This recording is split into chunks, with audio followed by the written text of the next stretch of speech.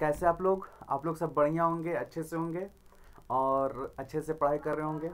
जैसा कि आप लोग जान रहे हैं कि फिजिक्स की क्लासेस एकदम रेगुलर वे में चल रही है और चलती रहेगी। तो फ्रेंड्स, आप लोग सबसे पहले हम लोग जो पीछे के टॉपिक्स जो पढ़ चुके हुए हैं और आगे के मिरर फार्मूला न्यूमेरिकल के लिए सारा कंसेप्ट उसको रिवाइज करना बहुत ज़रूरी है। अगर हम लोग रिवाइज ना करें तो वो टॉपिक्स क्या होगा, हम लोग के दिमाग से निकल जाएगा। तो हर 5-6 दिन में एक रिवीजन क्लासेस ज़रूर रखिए। ओके, रखिए मतलब मैं खुद रखूँगा, लेकिन आप लोग भी ज़रूर इन्वॉल्व होइए उसमें। ओके, तो उससे क्या होगा, आप लोगों को बहुत प्रॉफिट होगा। देखिएगा अभी जैसे हम लोग अभी जो रिवीजन करने जा रहे हैं वो पिछला हम लोग जो 5-6 लेक्चर्स देख चुके हैं, पढ़ चुके हुए हैं। ओके, और उसका नोट्स अच्छे से प्रॉपरली बना लिए हुए हैं। तो एक बार रिवाइज कर लेते हैं। रिवाइज करने में ज़्यादा समय नहीं लगेगा, 10-15 मिनट लगेंगे। अच्छा से कर लेने के बाद क्या होगा, वो चीज़ हमारे अंदर आ जाएगा। ओके, तो अच्छे से सीखने के लिए स्टार्ट करते हैं हम लोग रिवीजन। तो हम लोग सबसे पहले देखे थे मतलब 12th क्लास का ये चैप्टर ऑप्टिक्स है, 6 चैप्टर ऑप्टिक्स, और सबसे इंपॉर्टेंट चैप्टर माना जाता है पूरे फिजिक्स में, सबसे इंपॉर्टेंट चैप्टर्स। ओके, तो ये चैप्टर मतलब स्टेट बोर्ड में, लगभग सारे स्टेट बोर्ड में 14 मार्क्स के लिए ये काउंट होता है। ओके, 14 मार्क्स, सीबीएसई में शायद 20 मार्क्स है ये। ओके, तो ये चैप्टर्स को अच्छे से पढ़ने के लिए, ये चैप्टर को अच्छे से पढ़ने के लिए हम लोगों को क्या करना होगा, एक शेड्यूल, एक फॉर्मेट, एक सिलेबस तैयार करना होगा, एक शेड्यूल तैयार करना होगा। तो ऑप्टिक्स को हम लोग देखे थे कि 2 पार्ट्स में ऑप्टिक्स बटा हुआ है, एक ज्योमेट्रिकल ऑप्टिक्स जिसको हम लोग रे ऑप्टिक्स भी बोलते हैं, और दूसरा है वेव ऑप्टिक्स। ओके, तो यहाँ पर आप लोग देख सकते हैं हम लोग जो इसका सिलेबस तैयार किए हुए थे इस चैप्टर का, वो था reflection of light, refraction of light, lens, dispersion of light, prism, optical instrument, defect of vision, और वेव ऑप्टिक्स में बहुत सारा Huygens principle, interference of light. Interference of light बहुत इंपॉर्टेंट टॉपिक है फ्रेंड्स। मतलब बोला जाता है कि इंटरफेरेंस ऑफ लाइट और YDSE, वाइड यंग्स डबल्स स्लिट एक्सपेरिमेंट है, देखिए यहाँ पर ई नंबर में नीचे में, ये सबसे इंपॉर्टेंट माना जाता है वेव ऑप्टिक्स में। मतलब 2 टॉपिक, अगर आपको पूरा मतलब वेव ऑप्टिक्स का 2 टॉपिक आप अच्छे से समझ गए हैं तो मान लीजिएगा आपका ये ऑप्टिक्स वाला चैप्टर बहुत मजबूत है। ओके, तो यहाँ पर आप लोग ध्यान से देखिएगा। हम लोग स्टार्ट करें मतलब जो रिवीजन है वो एक बार देख लेते हैं। सबसे पहले हम लोग क्या पढ़े थे, रिफ्लेक्शन ऑफ लाइट। तो 2 वर्ड है फ्रेंड्स जो आप लोगों को मिलेगा, एक ही जैसा लगेगा, एक है रिफ्लेक्शन और दूसरा है रिफ्रैक्शन। ओके, तो रिफ्लेक्शन हम लोग स्कूल में पढ़ चुके हुए हैं, रिफ्रैक्शन वर्ड शायद मिला था स्कूल में, लेकिन उसको डिटेल से पढ़ना है यहाँ पर क्लास 12th में। ओके, तो यहाँ पर फ्रेंड्स हम लोग देखेंगे कि रिफ्लेक्शन ऑफ लाइट बोलते किसको है। तो हम लोग जान रहे हैं लॉ ऑफ रिफ्लेक्शन, हम लोग जान रहे हैं रिफ्लेक्शन ऑफ लाइट सिंपली हम लोग जान रहे हैं फ्रेंड्स। देखिएगा यहाँ पर एक चीज देखिएगा फ्रेंड्स,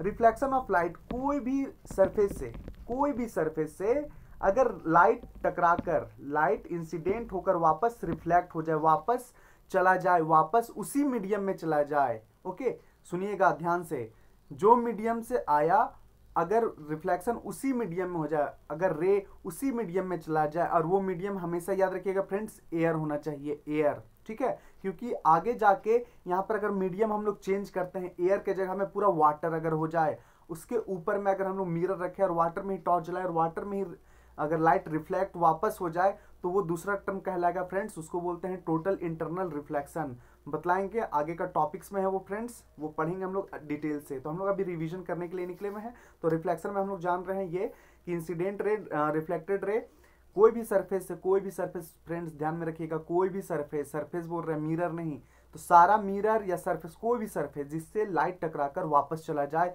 उसको बोलेंगे रिफ्लेक्शन ऑफ लाइट। ओके, तो इसमें इंपॉर्टेंट है इंसिडेंट रे में इंसिडेंस एंगल, रिफ्लेक्टेड रे में रिफ्लेक्टेड एंगल। ओके, तो यहाँ पर फ्रेंड्स देख सकते हैं I और R, हम लोग पहले जैसा रूल पढ़ चुके हुए हैं। रूल में क्या पढ़े हुए थे, लॉ ऑफ रिफ्लेक्शन में, कि इंसिडेंस एंगल और रिफ्लेक्टेड एंगल इक्वल होगा, ये स्कूल में ही पढ़ चुके हुए हैं। और इंसिडेंट रे, रिफ्लेक्टेड रे और इसके बीच से जो जाने वाला नॉर्मल लाइन है, इमेजिनरी लाइन बोला जाता है फ्रेंड्स इसको, नॉर्मल लाइन, ये तीनों का तीनों एक ही पॉइंट पर, एक ही सरफेस पर पड़ता है। ओके, तो ये ध्यान में रखिएगा, ये 2 लॉ हम लोग पढ़ चुके हुए हैं। ये हो गया लॉ ऑफ रिफ्लेक्शन के बारे में देखे थे फ्रेंड्स। फिर इमेज बोलते किसको है, तो हम बतलाए थे कि जहां पर मतलब कोई भी रे, जहां पर कोई भी रे बोले तो रिफ्लेक्टेड रे, ओके, कहीं पर कटे या कटता हुआ नजर आए, कहीं पर इंटरसेक्ट हो या इंटरसेक्ट होते हुए नजर आए। देखो इंटरसेप्ट हम एक वर्ड लिखे हुए हैं, तो इंटरसेप्ट की जगह पे इंटरसेक्ट भी लिख सकते हैं, दोनों सेम वर्ड है, कंफ्यूज नहीं होइएगा। ओके, तो जहां पर इंटरसेक्ट हो या इंटरसेक्ट होता हुआ नजर आए उसको हम लोग बोलेंगे, जहां पर इंटरसेक्ट होगा उस पोजीशन पर इमेज का फॉर्मेशन होगा। तो एक्चुअल में इमेज जो बन रहा है हमारा वो पॉइंट ऑफ इंटरसेक्शन में बनेगा। तो पॉइंट ऑफ इंटरसेक्शन मैथ वाले स्टूडेंट को तो बताने की जरूरत ही नहीं है, बाकी सारे ध्यान रखेंगे, स्कूल में तो हम लोग पॉइंट ऑफ इंटरसेक्शन पढ़ चुके हुए हैं। उसके बाद हम लोग पढ़े थे friends types of image. Types of image में क्या पढ़ा था हमने? रियल इमेज और वर्चुअल इमेज। तो मिरर के लिए और लेंस के लिए हम एकदम शॉर्टकट तरीका बतलाएंगे फ्रेंड्स आप लोगों को, और वो न्यूमेरिकल में हम अभी न्यूमेरिकल शुरू करेंगे उससे पहले हम बतला देते हैं आप लोगों को रियल इमेज किसको बोलते हैं और वर्चुअल इमेज किसको बोलते हैं। तो एक छोटा सा फिगर हम आगे दिखलाएंगे लेंस का, मतलब सॉरी मिरर का, और मिरर में आप लोग को साफ साफ बतला देंगे कि एक छोटा सा कंसेप्ट जिसको आप याद रखिएगा, रियल और वर्चुअल का एकदम टेंशन नहीं होगा आपको। ओके, एक मिरर में कंसेप्ट बतलाएंगे, एक लेंस में बतलाएंगे, बस उसको आप याद रखिएगा, आसानी से वो चीज याद रहने वाला है। अब यहाँ पर बोल देगा कि it is the point at which reflected raise intersect, मतलब रियल इमेज बनने के लिए क्या बोल रहा है, रिफ्लेक्टेड रे जहां पर पूरी तरह से इंटरसेक्ट हो जाए। तो अब पता चलेगा हम लोगों को कि कहां से पूरी तरह से इंटरसेक्ट हो रहा है, पूरी तरह से। तो पूरी तरह से इंटरसेक्ट कहां पर होता हुआ नजर आएगा? नहीं, हम लोग खुद से देख के नहीं पहचान सकते फ्रेंड्स, उसके लिए कंसेप्ट की जरूरत है। ओके, रियल इमेज जान रहे, ठीक है, रियल इमेज वास्तविक इमेज हम लोग बोल देते हैं, लेकिन एक्चुअल में रियल इमेज किसको बोलेंगे? तो वो कंसेप्ट हम आपको बतलाएंगे अभी जस्ट आगे। ओके, तो उसके बाद है हमारा वर्चुअल इमेज। क्या बोल रहा है कि it is the point at which reflected rays appear to intersect. Friends देखिए यहाँ पर लिखा हुआ है कि क्या बोल रहा है कि जहां पर अपीयर हो, अपीयर मतलब इंटरसेक्ट होता हुआ, कटता हुआ, सिर्फ प्रकट हो, नजर आए केवल। ओके, वो ओरिजिनली नहीं कट रहा होगा तो कहलाएगा वर्चुअल इमेज। अब कब रियली कट रहा है, कब इमेजनरी मतलब वर्चुअली कट रहा है, कैसे पता चलेगा हम लोगों को? तो फ्रेंड्स उसके लिए एक कंसेप्ट जो आगे देने वाले उसको ध्यान से सुनिएगा। सबसे पहले आप रेड पेन निकालिए और आपका नोट्स निकालिए, और नोट्स जहां पर लिखे हुए आप लोग टर्म, वो नोट्स में आप लोग ध्यान दीजिएगा फ्रेंड्स। सबसे पहले ये जो लाइन है, ये लाइन उसको रेड पेन से नोट करके इसको अंडरलाइन कर लीजिए, ये लाइन को अंडरलाइन कर लीजिए। Real image can be formed on screen but virtual image can not be formed on screen. मतलब रियल इमेज हमेशा स्क्रीन पर बनेगा और वर्चुअल इमेज स्क्रीन पर नहीं बनेगा। क्यों हम रेड पेन से ट्रेस करवा रहे हैं फ्रेंड्स ये लाइंस? ये लाइन को ध्यान से याद रखिएगा। जब न्यूमेरिकल आप हाई लेवल स्टैंडर्ड का शुरू कीजिएगा ना, हाई लेवल, तो उसमें ये सब पॉइंट, बहुत छोटा छोटा पॉइंट है फ्रेंड्स, आपको बहुत मदद करने वाली है, बहुत ज़्यादा। ओके, तो यहाँ पर आप लोग देख सकते हैं, यहाँ पर आप लोग देख सकते हैं फ्रेंड्स। ओके, क्या कि real image can be formed on screen. Screen बोले तो कौन सा स्क्रीन? जहां पर रिफ्लेक्शन हो रहा है, कन्वेक्स मिरर या रियल मतलब कनकेव मिरर। ओके, उसके बाद ऑब्जेक्ट किसको बोलेंगे फ्रेंड्स? ऑब्जेक्ट के लिए सिंपल कंसेप्ट याद रखिएगा, जिससे रे इंसिडेंट मतलब रे निकल रहा हो एक तरह से। ओके, रे निकल रहा हो। तो यहाँ पर लिख दिए हुए हैं it is the point at which incident raise converge और डाइवर्ज। मतलब इंसिडेंट रे जान रहे हैं ना, जहां से लाइट निकलता है उसको इंसिडेंट बोलते हैं। अब वो लाइट कहीं से टकराया और वापस वही मीडियम में चला गया तो रिफ्लेक्शन। ओके, फिर दूसरा वर्ड है रिफ्रैक्शन, जो आगे हम बतलाएंगे। ओके, तो यहाँ पर कन्वर्ज का मतलब हो गया रे का मिलना, इस तरह से कन्वर्ज, और डाइवर्ज का मतलब फैलना। डाइवर्ज का मतलब फैलना, लाइट जब भी फैलेगा तो डाइवर्ज, कन्वर्ज जब लाइट एक जगह मिलेगा। ओके, याद रखिएगा छोटा सा कन्वर्ज और डाइवर्ज। तो ये हम लोग रिवीजन, मतलब पहले क्लास में तो इतना ही पढ़ाया था हमने, तो ये रिवीजन हुआ। अब आगे हम लोग करते हैं सेकंड क्लास का रिवीजन। उसके बाद है हमारा types of object. Types of object, तो ऑब्जेक्ट भी क्या रियल और वर्चुअल भी ऑब्जेक्ट होता है क्या? होता है क्या? नहीं होता है क्या? आप लोग खुद से सोचिए ये चीज, ऑब्जेक्ट रियल और वर्चुअल हो सकता है क्या? रियल तो भैया जो चीज देख रही है ऑब्जेक्ट है हमारा। ओके, तो वो क्या हो गया? रियल। अब वर्चुअल किसको बोलेंगे? किसको बोलेंगे? आपके रूम में मिरर है क्या? है? गौर से देखिए, मिरर में गौर से देखिए, आपको कोई ऑब्जेक्ट दिखाई देगा, उसका रिफ्लेक्शन आपको दिखाई देगा, दे रहा है ना? तो वो रिफ्लेक्शन जो आपको दिखाई दे रहा है, आपकी आंखों में जो जा रहा है वो रिफ्लेक्शन आईने में दिखाई दे रहा है। कहाँ पर? आईने में। तो आईने में जो इमेज दिख रहा है ना, वो एक्चुअल में क्या है, कहीं एक्चुअल में ऑब्जेक्ट होगा रियल, और आपको कहाँ पर दिखाई दे रहा है, मिरर में। तो ऐसा चीज़ बहुत सारा फॉर्मेशन है आगे मिलने वाला है। जो इमेज है वो इमेज आपके लिए ऑब्जेक्ट का व्यवहार करेगा, ऑब्जेक्ट जैसा व्यवहार करेगा। आगे पता चलेगा, आपको भी लगेगा कि सर क्या बड़ा बोला बोला बात कर रहे हैं, मिलेगा आगे टॉपिक, ओके। और खासकर दिखलाएंगे टेलीस्कोप में, माइक्रोस्कोप में, है ना। साइंटिस्ट लोग जिस तरह से कंपाउंड माइक्रोस्कोप का यूज करते हैं और ऑब्जेक्ट को छोटा सा भी माइनर, मतलब अभी जो कोरोना वायरस जो चल रहा है उसको भी देखने के लिए कौन सा मतलब कौन सा माइक्रोस्कोप का यूज कर रहे हैं, कंपाउंड माइक्रोस्कोप का यूज कर रहे हैं। और हम लोग यहाँ पर पढ़ेंगे वो टॉपिक कि कैसे छोटे छोटे माइनर वायरस बैक्टीरिया सबको भी आसानी से बड़े करके वो लार्ज फॉर्म में देखते हैं। इस वाले टर्म में हम लोग पढ़ेंगे, मतलब इस वाले चैप्टर में हम लोग पढ़ेंगे, ओके। तो रियल भी ऑब्जेक्ट होता है, वर्चुअल ऑब्जेक्ट भी होता है। तो रियल ऑब्जेक्ट किसको बोलेंगे, it is the point at which incident raise diverge, मतलब इंसिडेंट रे क्या होगा, डाइवर्ज होगा, फैलेगा। रियल और वर्चुअल में क्या होगा, मिलता हुआ नजर आएगा। It is the point at which incidence रे कन्वर्ज, ओके। तो फ्रेंड्स ये हमारा पॉइंट हो गया। उसके बाद हम लोग मिरर के बारे में, जो बहुत सिंपल है, मिरर के बारे में हम लोग कंसेप्ट पढ़ चुके हुए हैं और जान भी रहे हैं। मतलब ये सबसे नॉर्मल टॉपिक बोला जाता है मिरर, प्लेन मिरर का। स्कूल में शायद पढ़ो कि ना, यहाँ पर अच्छे से पढ़ लीजिए, ओके। तो प्लेन मिरर मतलब आपके घर में जो मिरर है वो प्लेन मिरर है, ओके। तो रियल ऑब्जेक्ट मतलब आप अपने आप को देखते हैं तो आप तो रियल हो गए, ओके। अब यहां से देखिए लाइट डाइवर्ज हो रहा है क्या, इंसिडेंट रे या इंसिडेंस रे डाइवर्ज यानी फैलता हुआ नजर आ रहा है क्या। देखिए यहाँ पर फिगर में देखिए, यहाँ पर देखिए ये ओ से जो रे जा रहा है वो डाइवर्ज होता हुआ जा रहा है क्या। तो जब डाइवर्ज हो तो क्या बोलेंगे, रियल ऑब्जेक्ट, ओके। तो यहाँ डाइवर्ज हो रहा है, अब उसी का रिफ्लेक्शन होने के बाद रिफ्लेक्ट हो गया, और रिफ्लेक्ट होने के बाद जो पीछे लाइन जा रहा है वो इमेजिनरी लाइन है। ये पीछे लाइन जो जा रहा है वो क्या है, इमेजिनरी लाइन। और जहां पर कटेगा दो रे या रिफ्लेक्टेड रे, जहां पर कटेगा इंटरसेक्ट होगा वहां इमेज बनेगा।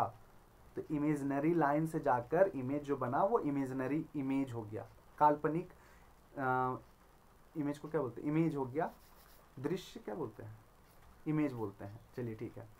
तो वर्चुअल इमेज फॉर्मेट होगा, ओके। तो रियल ऑब्जेक्ट का वर्चुअल इमेज, रियल ऑब्जेक्ट का वर्चुअल इमेज। आप लोग का जो कंसेप्ट हम बार बार बोल रहे थे ना कि कब वर्चुअल इमेज होगा, वो वर्चुअल इमेज यहां से आप लोगों को पता चल जाएगा कि मिरर के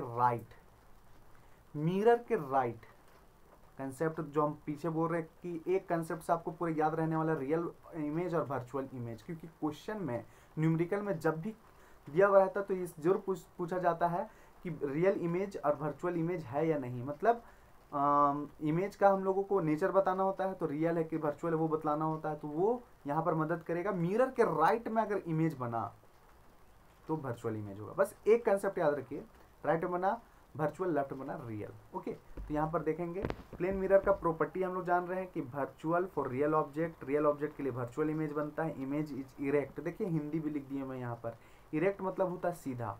आप कितना भी जान रहे हो लिखते चलिए, रिवाइज हो जाएगा एक बार, okay. The size of image is equal to the size of object. Plane mirror में जितना बड़ा आप हैं यानी ऑब्जेक्ट जितना बड़ा है, मिरर में इमेज भी उतना ही बड़ा बनता है, ओके। तो द डिस्टेंस, और डिस्टेंस भी सेम होता है, मिरर से आप जितना दूर में खड़े हैं, ओके, उतना ही दूर में अंदर में इमेज आपका बनता है, उतना ही डिस्टेंस में, ओके। तो ये भी प्रॉपर्टी है। और क्या बोल रहा है कि the image is literally inverted. Literally inverted कहने का मतलब, लिटरली मतलब हो गया भैया सीधा सीधा, मतलब ऐसे है। देखिए ये अंगूठा मेरा देखिए, है ना, क्या है, इसके राइट में है,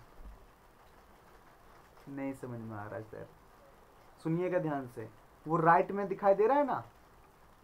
आप राइट हैंड उठाइए मिरर में, देखिए आपको कहाँ दिखाई देगा, लेफ्ट हैंड वो उठा रहा है मिरर वाला पर्सन, ओके। तो वो क्या हो गया, लिटरली इन्वर्टेड, मतलब खड़ा खड़ा उल्टा, खड़ा खड़ा उल्टा, लिटरली इन्वर्टेड, ओके। तो हो गया। उसके बाद हम लोग देखें फॉर्मेशन ऑफ इमेज में, देखें फॉर्मेशन ऑफ इमेज, ये छोटा सा कंसेप्ट है कि दो मिरर को अगर कनेक्ट करके रख दे किसी भी एंगल में, अलग अलग एंगल में, देखिएगा गौर से, ये एंगल हो गया दो मिरर का, 90 डिग्री पर रखा हुआ है, ये कुछ अलग एंगल पर है, ये कुछ अलग एंगल, ये कुछ अलग एंगल। अब इसमें इमेज का फॉर्मेशन जो होता है, एक सलून वाला एग्जांपल मैंने दिया था इस टॉपिक में कि सलून में दो प्लेन मिरर पैरेलली रखा जाता है और उसमें हम लोग देखते हैं एक ऑब्जेक्ट का इन्फिनाइट इमेजेस। कैसे, उसका कंसेप्ट कहां पर है, यहां पर इस टॉपिक में। तो फ्रेंड्स आप लोग 360 बाय थीटा कीजिए, 360 बाई थीटा, और उससे सारा मतलब फॉर्मेशन पता चल जाएगा। दो मिरर के बीच में जो एंगल है उसको पुट कर दीजिए थीटा की जगह में, आप लोगों को नंबर ऑफ इमेजेस मिल जाएंगे, कितने इमेज बन रहे हैं। ओके, तो यहाँ से आप लोग निकाल सकते हैं फ्रेंड्स। आज का मौसम भी बहुत मज़ेदार किया हुआ है, मज़ा आ रहा है मतलब एंजॉय करने में। आप लोग भी अच्छे से एंजॉय कीजिए, और ये जो खाली टाइम बचा हुआ है ना फ्रेंड्स, उसका यूज़ कीजिए। मतलब कल ही मैंने बताया था मतलब लास्ट वीडियोस में कि हम लोग मतलब सोचते हैं कि आधा एक घंटा किस तरह से मिल जाए और अपना पर्सनली पढ़ाई जो हम लोग टारगेट के लिए लगे हुए हैं उसको पढ़ सकें। और आप लोगों के पास ना टारगेट फिक्स है और ना ही कुछ करने की जज्बा है। अगर करने की जज्बा है तो करिए, क्योंकि अगर आज का टाइम हम लोग वेस्ट करते हैं तो इन फ्यूचर हम लोग बहुत मतलब क्या कहें, खुद को बहुत तकलीफ देगा, हमारे माँ बाप को बहुत तकलीफ पहुंचाने वाला है ये आज का टाइम वेस्टिंग वाला समय, बहुत ज़्यादा। क्योंकि फ्रेंड्स आप लोगों को शायद पता नहीं है, स्कूल्स में हम लोग जितना बंक मारे हैं उसका नतीजा आप लोगों का भी नज़र आ रहा होगा कि ये पढ़ाई मतलब थोड़ा डिफ़िकल्ट लगेगा, सारा सब्जेक्ट्स वगैरह। और हम टीचरों का काम होता है कि सारे स्टूडेंट्स के माइंड को पढ़कर उसको जो चाहिए उसके अनुसार उसको देने का हम लोग कोशिश करते हैं। तो कोशिश कीजिए, कोशिश नहीं कीजिए, कोशिश करने वाले सिर्फ कोशिश करते हैं, आज करेंगे, कल करेंगे, परसों करेंगे।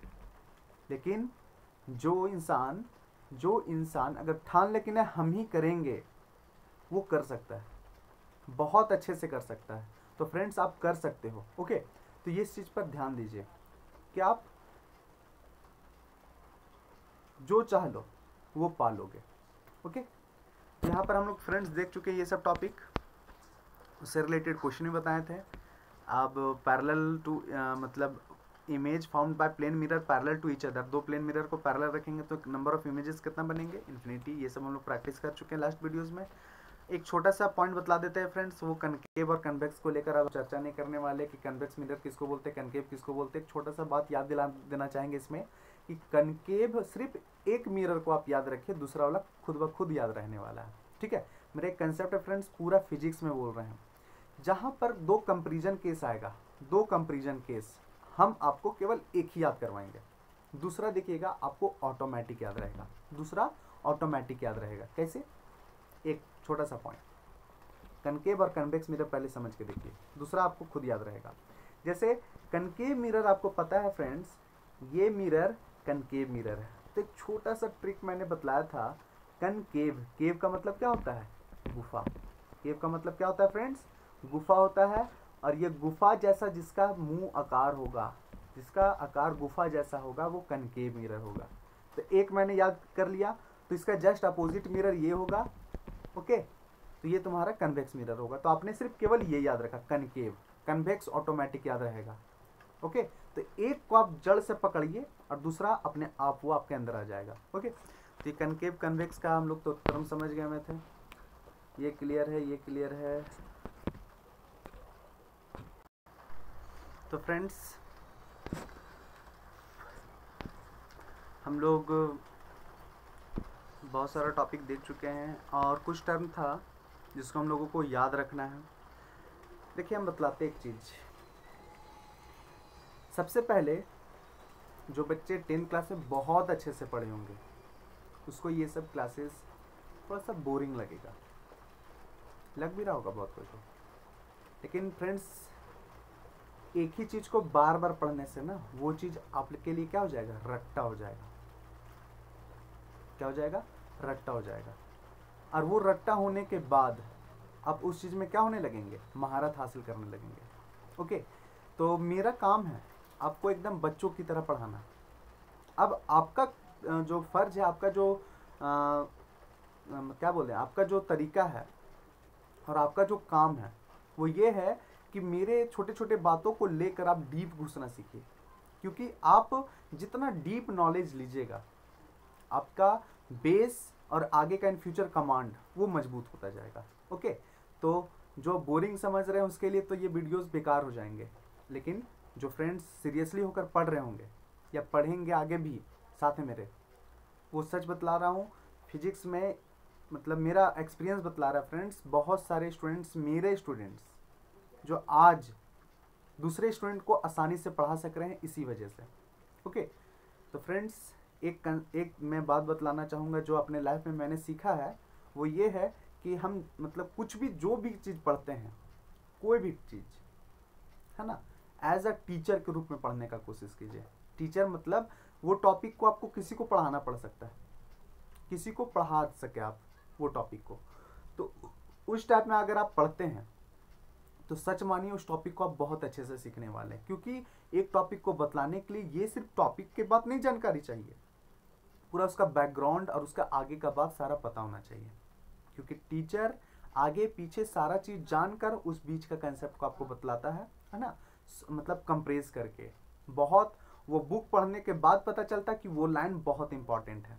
ओके, तो फ्रेंड्स हम लोग भी बहुत सारे बुक्स को 3-3 4-4 बार पढ़ते हैं और वो उसको पढ़ें अच्छे से, तब जाकर 1-2 लाइन ऐसा मिलता था कि नहीं ये बहुत इंपॉर्टेंट लाइन है और ये सिलेबस में रहना चाहिए। ओके, तो इसको ध्यान में रखिएगा, जब भी पढ़िए टीचर के भांति पढ़िए, ताकि आप हर चीज़ को समझ सकें और दूसरों को समझा सकें। ओके फ्रेंड्स, तो यहाँ पर हम लोग जो देख रहे थे मतलब इम्पॉर्टेंट टर्म मिरर से रिलेटेड। ओके, तो उसमें था हमारा बहुत सारा टर्म था, जैसे पोल किसको बोलते हैं, सेंटर ऑफ कर्वेचर किसको बोलते हैं, रेडियस ऑफ कर्वेचर किसको बोलते हैं, प्रिंसिपल एक्सिस किसको बोलते हैं, ये फिगर के जरिए हम लोग सब दिखलाए हुए थे फ्रेंड्स।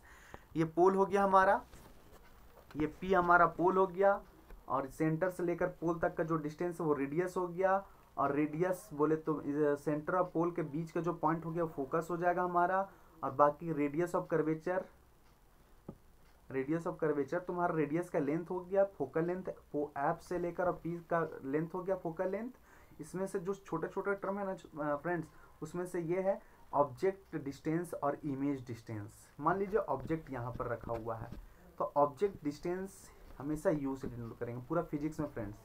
आपको ऐसा लगता होगा कहीं पर चेंज हो सकता है, नहीं, यू से डिनोट करेंगे और यू हमेशा माइनस में होगा, साइन कन्वेंशन की मदद से यू हमेशा माइनस में होगा फ्रेंड्स। ओके, तो यहाँ से आप लोग देख सकते हैं यू माइनस में है, और लेफ्ट में कोई भी टर्म होगा तो माइनस, राइट में कोई भी टर्म होगा तो प्लस, राइट में कोई भी टर्म होगा तो प्लस। और ऊपर में जाने के बाद यानी हाइट का अगर बात करें, अगर हाइट ऊपर मिले तो प्लस और नीचे मिले तो माइनस। तो axis, X axis, Y axis वाला जो टर्म है वो हमारा साइन कन्वेंशन बहुत मदद करता है। ओके, तो फ्रेंड्स ये देखा हमने, ये देखने के बाद सारा टर्म देखने के बाद फोकल लेंथ तो जान गए, साइन कन्वेंशन तो जान ही गए, फिर relation between F and radius of curvature, focal length और रेडियस ऑफ कर्वेचर के बीच में क्या रिलेशन है, तो ये रिलेशन को अपने रट्टा मार लेना है। क्यों? न्यूमेरिकल में वो रिलेशन मतलब न्यूमेरिकल जब पूछा जाएगा तो इसमें ये रिलेशन आपको मदद कर सकता है। क्या मदद करेगा? Radius equal to 2f, R equal to 2f या f equal to R by 2। Radius समझ रहे हैं ना फ्रेंड्स, त्रिज्या, उसका आधा कर देंगे तो फोकल लेंथ मिल जाएगा।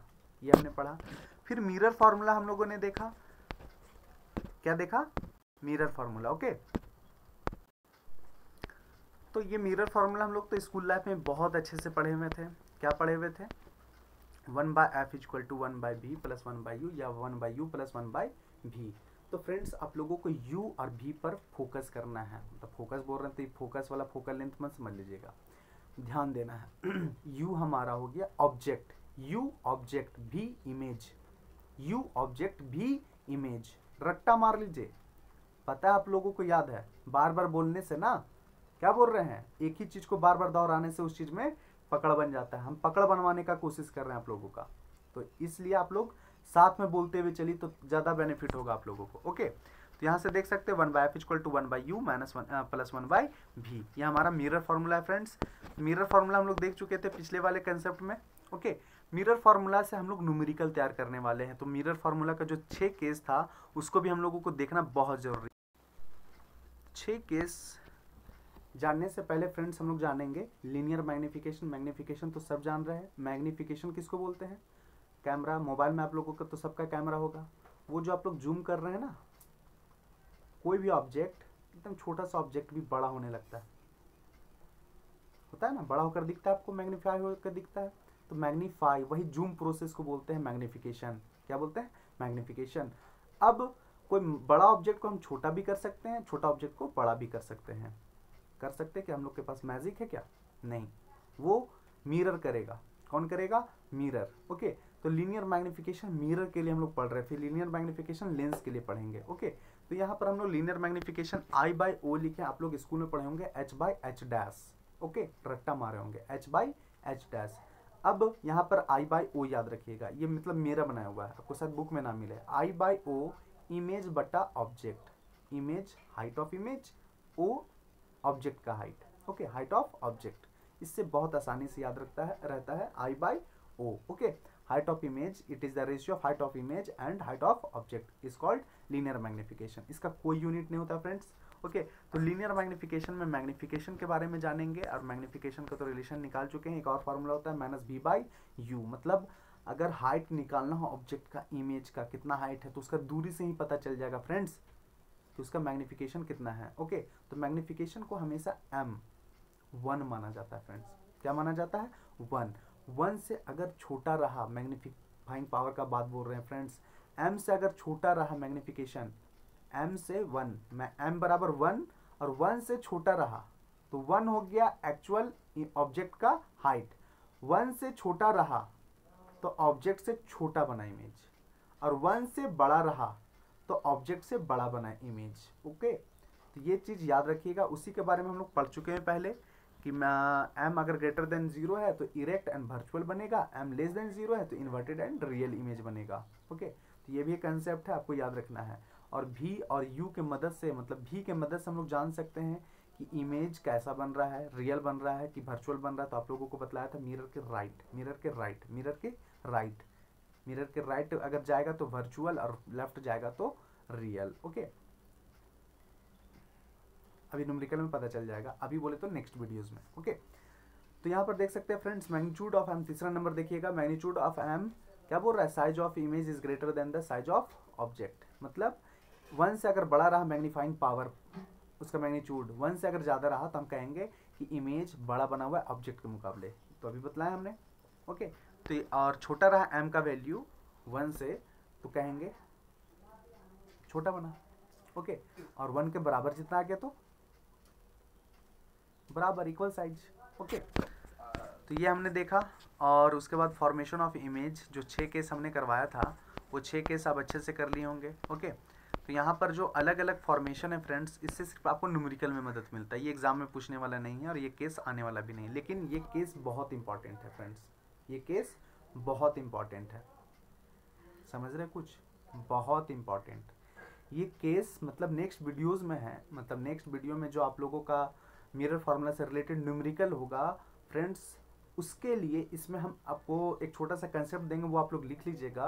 वो कंसेप्ट को आप लोग पकड़ कर रखिएगा मजबूती से। उसके बाद देखिएगा मिरर फार्मूला का आप सारा क्वेश्चन आसानी से बना लोगे, सारा।